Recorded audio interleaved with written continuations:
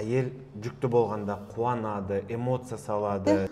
Ой, ары қарай. Осындай типпен болуы мүмкін Замирши. Қан айналым жүйесінің бұзылысына, гормональ фонның бұзылысы, сонымен қатар стресстік жағдайлар. Ой, какой я милан. Әлі жүрек қалыптасып үлгерген, оның үлпілі УЗИге көрінетіндей уақытта болған жоқ әлі. Қайырлы күн, құрметті тыңдарман. Сіздермен қайтадан біз Ардақкерім Қаншайызбеков, Аманова Сандуғаш Леулесқызы. Бұл каналда біз әйел денсаулығы туралы мәлімет береміз.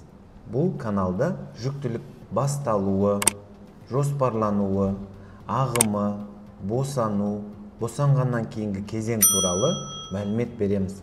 Бұндай сұрақтарды қайдан аламыз? Біз әлеуметтік желілер, TikTok, Instagram сияқты әлеуметтік желілерде күнделікті қабылдауымызда әйелдерді толғандыратын сұрақтарды көтереміз. Яғни каналда осы туралы мәлімет болады. Алдыңғы видеоларда, бұдан кейінгі видеоларда біз әйел денсаулығы туралы тақырыптарды аша отырып, сіздерге толық мағлұмат беруге тырысамыз. Бізбен бірге болыңыздар, каналға жазылыңыздар, лайк баса отырыңыздар. Құрметті тыңдарман, енді бүгін тағы да талқылайтын тақырыбымыздың бірі ол өспей қалған жүктілік, замершая беременность. Бұл сұрақ көп әйелді толғандырады. Осы әйел жүкті болғанда қуанады, эмоция салады, семьяның бәрі осы көбейеміз деп күтеді. Сол кезде жүктілік қандай да бір сұраққа келген кезде өспей қалады. Содан кейін әйелде көп сұрақ тудырайды. Неге, қалай, не үшін болды бұл, бұның алдын алуға болатын бет деп. Бүгін осы сұрақты талдайық. Сандуғаш Леулесқызы. Сандуғаш, сен замерші немесе өспей қалған жүктіліктер туралы сенің ойың не былай? Енді қазіргі кезде өте жиі кездесіп жатыр. Яғни өспей қалған жүктілік. Бізде анембриония, яғни бізде плод болады, плодтың қабықшасы болады, бірақ ішінде эмбрион болмайды. Қазір 7 аптасында, 8 аптасында, 10 аптасында жиі кездесіп жатыр. Яғни бұл жерде ұрықтың қалыпты дамып келе жатқан ұрық белгілі аптаға барған кезде бірден жүрек соғысы тоқтап қалуын жалпы замерши өспей қалған жүктілік деп айтамыз. Жалпы өспей қалған жүктілікке не әсер етеді? Бұл жерде көптеген факторлар әсер етіп кетуі мүмкін. Бұл жерде қан айналым жүйесінің бұзылысына, гормональ фонның бұзылысы, сонымен қатар стресстік жағдайлар, генетикалық ақаулықтың болуы, және де тағы басқа антифосфолипидті тромбофилия сияқты қан жүйесіне байланысты аурулардың әсерінен де болуы мүмкін. Замерши беременностьтің өзінің бірнеше түрі болады ғой енді, мысалға бұл замершая беременность по типу анембрионии, замершая беременность по типу гибель, жаңағыдай отсутствие сердцебиения деп айтылады. Бұл жаңағы замершая беременность по типу анембрионии, ол мынандай болады ғой, кейбір кезде жұмыртқа болады, жұмыртқа сырты бүтін, бәрі бар, ішін ашқан кезде сарысы болмайды. Ол тура сондай сияқты. Замершая беременность по типу анембрионии деп УЗИ берсе, ол осы. Когда ішінде сарысы жоқ жүктілік, яғни сарыдан ұрықтамайды ғой. Ал ақ негізі жұмыртқада да сондай өз принципі. Ақ ол питательное вещество, сары ол сол жаңа ұрықтың дамитын қоймал жаңа. Осындай типпен болуы мүмкін замерши, және де жүрек соқпай қалу. Неге бұл жүрек соқпай қалады? Бала жолдасы мысалға бет жатыр, хорион деп айтамыз, жатырдың денесіне жабысты, және ұрықпен ананың ортасында қан айналым жүріп жатады. Сол қан айналымда мынау баланың жолдасы жабысып тұрған жерде қандай да бір бұрында қабыну болса, аборт болса, кесарево болса, осы жердегі қан айналымға да әсерлі етеді. Және де мынау жабысқан бала жолдасы хорионның ішіндегі спираль тәрізді артериялар болады. Сол спираль тәрізді артериялардың сапасы.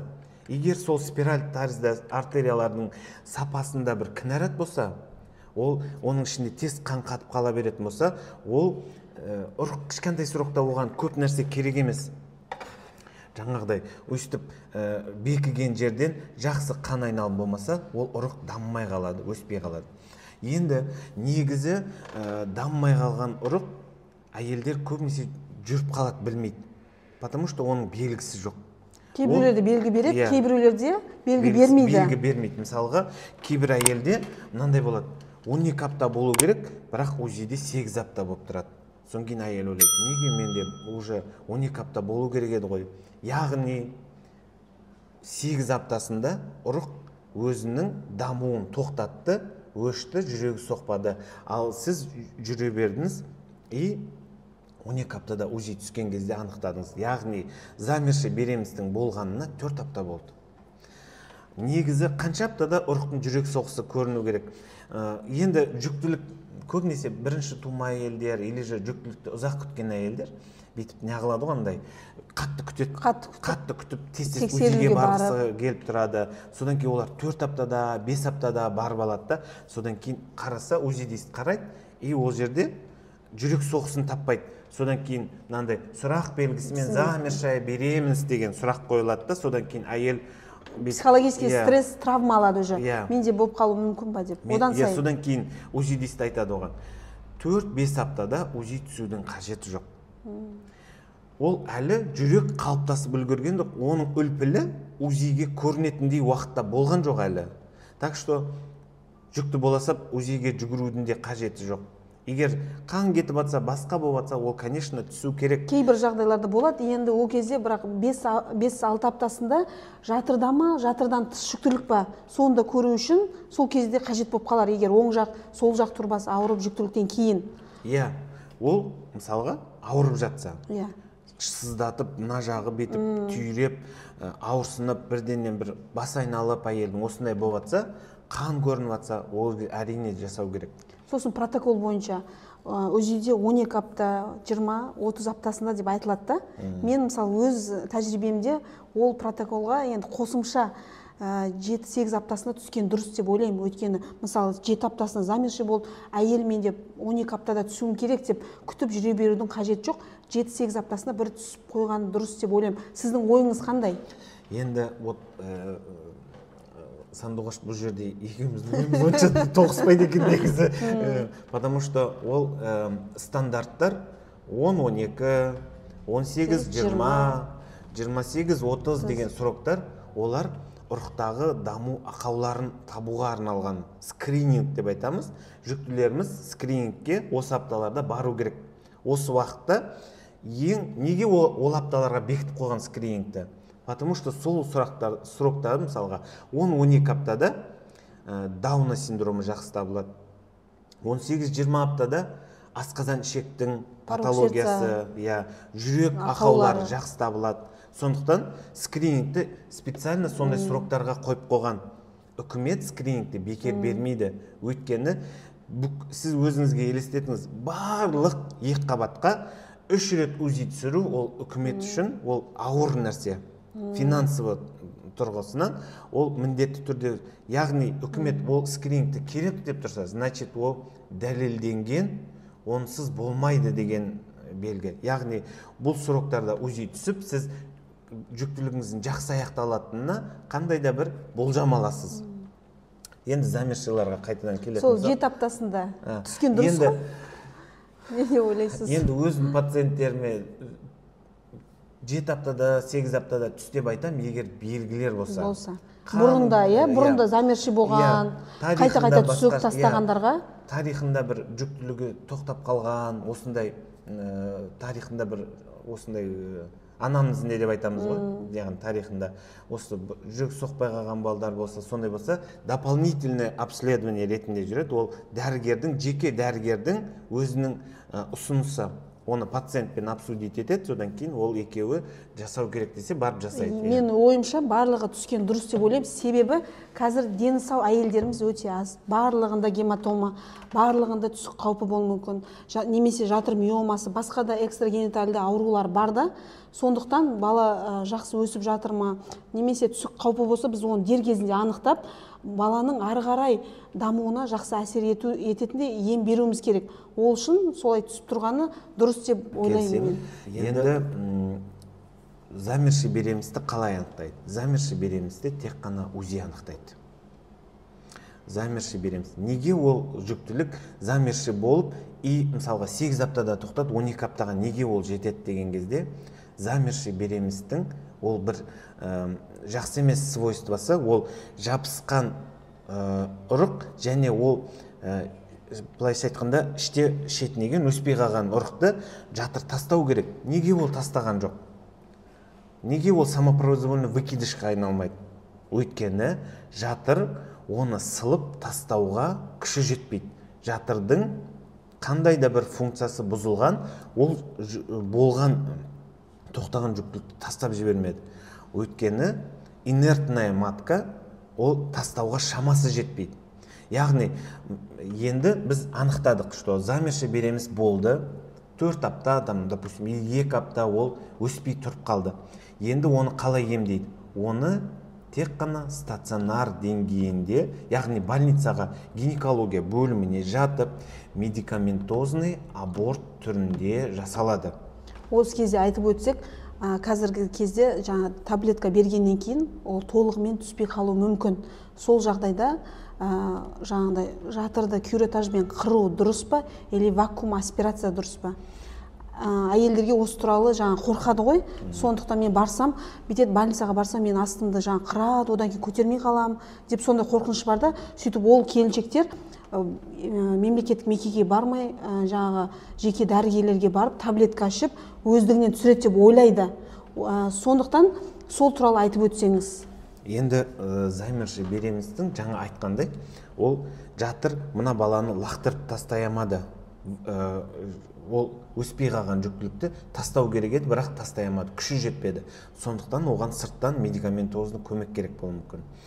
Қазір кюретаж жасалмайды. Кюретаж протокол бойынша жоқ. Жоқ, протокол бойынша жоқ, бірақ бізде әлі оны қолға алып жатқан мекемелер аздау. Барлығында естіп жатамыз, кюретаж қолданып жатыр. Кюретка қазір тарихқа кеткен инструмент.